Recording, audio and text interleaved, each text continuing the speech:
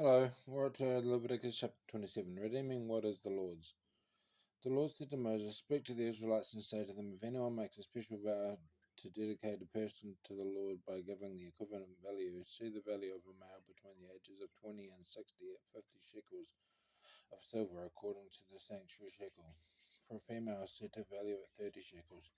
For a person between the ages of 5 and 20, set the value of a male at 20 shekels, and of a female at 10 shekels. For a person between 1 month and 5 years, set the value of a male at 5 shekels of silver, and that of a female at 3 shekels of silver.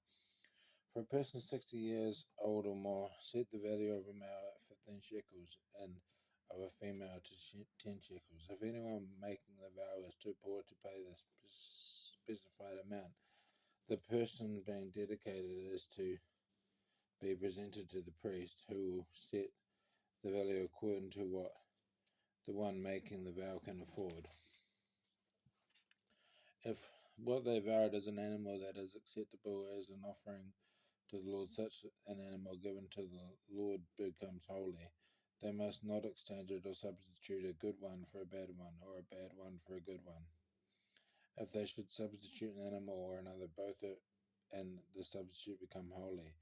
If what they vowed is ceremonially unclean animal, one that is not acceptable as an offering to the Lord, the animal must be presented to the priest, who will judge its quality as good or bad. Whatever value the priest then sets, that is what it will be. If the owner wishes to redeem the animal, a fifth must be added to its value. If anyone dedicates their house as something holy to the Lord, the priest will judge its quality, good or bad. Whatever value the priest then sets, so it will remain. If the one who dedicates their house wishes to redeem it, they must add a fifth to its value, and the house will again become theirs. If anyone dedicates to the Lord part of their family land, its value is to be set according to the amount of seed required for it, 50 shekels of silver to a homer or barley seed. If they dedicate a field during the year of the Jubilee, the value that has been set remains.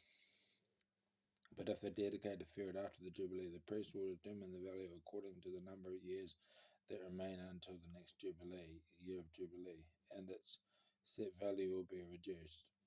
If the one who dedicates the field wishes to redeem it, they must add a fifth to its value, and the field will again become theirs. If, however, they do not redeem the field, or if they have sold it to someone else, it can never be redeemed. When the field is released in the Jubilee, it will become holy like a field devoted to the Lord. It will become priestly property. If anyone dedicates to the Lord a field they have bought, which is not part of their family land, the priest will determine its value up to the year of Jubilee, and the owner must pay its value on that day as something holy to the Lord. In the year of the Jubilee, the field will revert to the person from whom it was bought, the one whose land it was. Every value is to be set according to the sanctuary shekel, 20 gerahs to the shekel. No one, however, may dedicate the firstborn of an animal, since the firstborn already belongs to the Lord, whether an ox or a sheep. It is the Lord's. If it is one of the unclean animals, it may be brought back at its set value, adding a fifth of the value to it. If it is not redeemed, it is to be sold at its set value. But nothing that a person owns and devotes to the Lord, whether a human being or an animal or family land, may be sold or redeemed. Everything so devoted is most holy to the Lord. No one devoted to destruction may be ransomed or to be put to death. A tithe of everything from the land, whether grain from the soil or fruit from the trees, belongs to the Lord. It is holy to the Lord. Whoever would redeem any of their tithe must add a fifth of the value to it. Every tithe of the herd and flock, every 10th animal that passes under the shepherd's rod, will be holy to the Lord. No one may pick out the good from the bad or make substitution. If anyone does make a substitution, both the animal and its substitute become holy and cannot be redeemed. These are the commands the Lord gave Moses at Mount Sinai for the Israelites.